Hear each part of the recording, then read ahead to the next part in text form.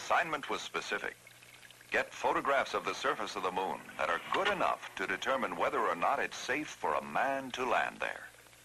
But appearances can be deceiving. Just as deceiving as trying to get a good picture of, well, a candy apple. Doesn't seem to be too much of a problem. Just set it up, light it, and snap the picture. Easy, quick, simple. But it can be tough.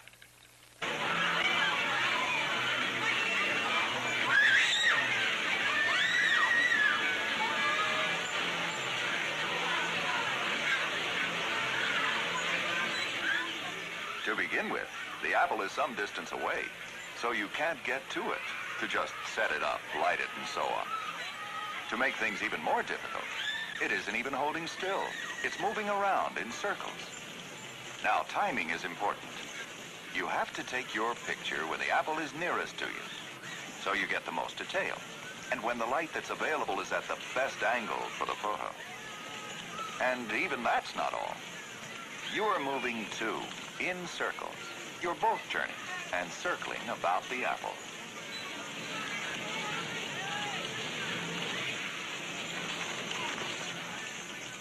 Now, about that assignment.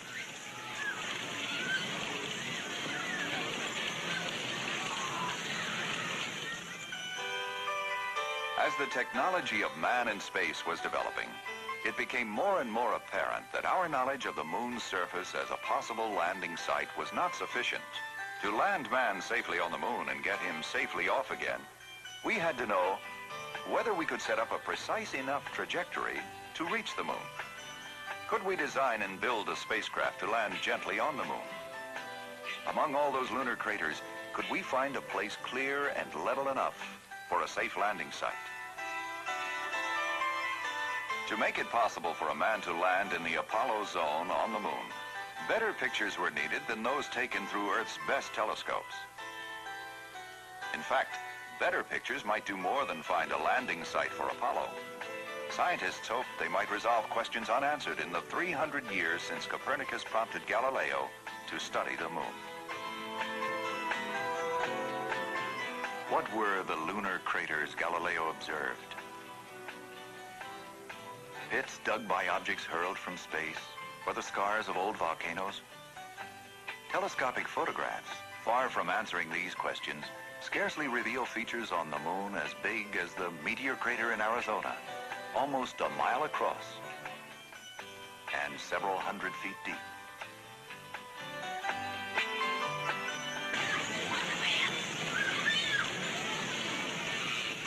Well, it wasn't easy. But 3 shots in a row hit specific targets on the moon, exactly as they were planned to do. And the photographs started coming in.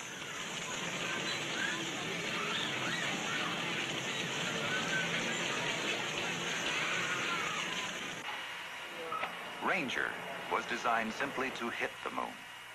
Before it crashed into its lunar impact point, it would send back to Earth close-up TV pictures of a portion of the moon's surface. The first successful Ranger reached a small lunar sea, since renamed Mare Cognitum, the sea that has become known. Mark, it is 1 minute to impact. All cameras are functioning.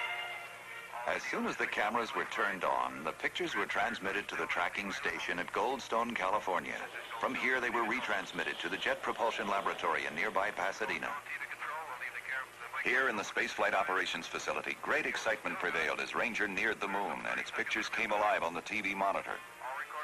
At last, scientists could turn to close-up pictures like these. 20 seconds to impact. All video good. Signal normal. Stand by for impact. 10 seconds to impact. Video still good. Excellent signal strength. 3, 2, 1. Impact has occurred. Prints of each picture were made for immediate study by scientists and engineers. On the theory that all lunar seas were flat and would offer the best landing sites, Ranger examined the surface of 2 such areas. Surprising to some scientists, the photographs at first showed little evidence of any volcanic activity on the moon. No boulders, no rubble, no crevasses, no dust. Pictures of craters covering craters suggested that the surface of the moon was long ago dug into and loosened by repeated impacts.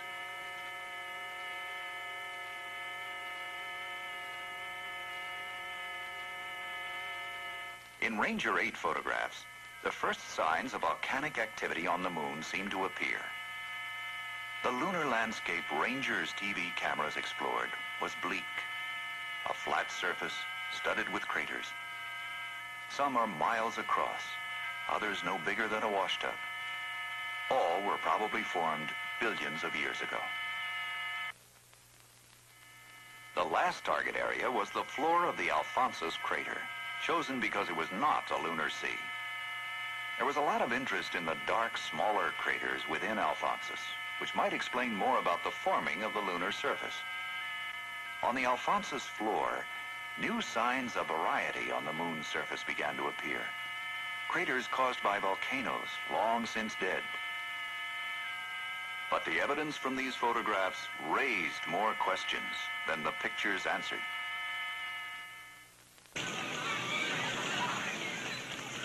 It was obvious that some different perspectives were required on the subject. Perhaps a new camera, one that could get very, very close. And another to cover a lot of ground in detail.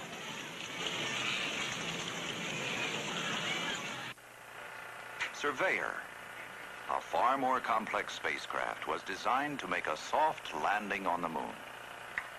But once safely down, it would also send back TV pictures of a possible Apollo landing site. The first Surveyor worked perfectly, made its planned soft landing, and sent back more than 11,000 pictures of a small area in the ocean of storms.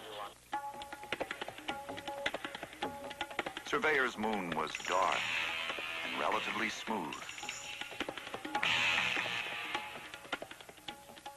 but still studded with craters and littered with rocks. Its pictures made it clear that where it landed, there is little loose dust on the surface.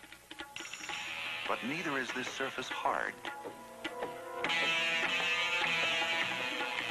It seems to behave much like earthly soil, and will certainly support the weight of a manned landing craft.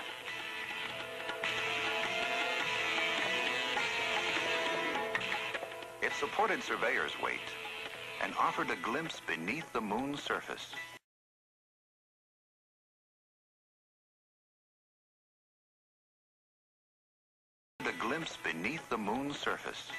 Where the shock absorber sank slightly into the material on which it came to rest. After transmitting the first batch of pictures and surviving the dry heat of a lunar noon, Surveyor slept. It slept through the 14-day-long lunar night as temperatures plunged 500 degrees. Then it came awake on command to continue its examination of the moon. Surveyor took the first color pictures of the moon, showing a blue-gray surface in contrast to the small color wheel attached to one of Surveyor's feet. In some ways, Surveyor's moon seemed more hostile than we thought it might be.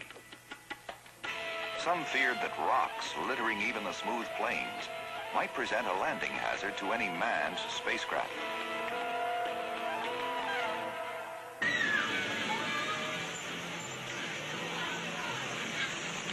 Well, the apple that started all this was still there. Our pictures were beginning to give us some of the answers we needed, but our coverage was spotty. We needed more pictures, more detail, more information. It hadn't been simple to hit the moon with Ranger, and soft landing Surveyor had been exceedingly difficult.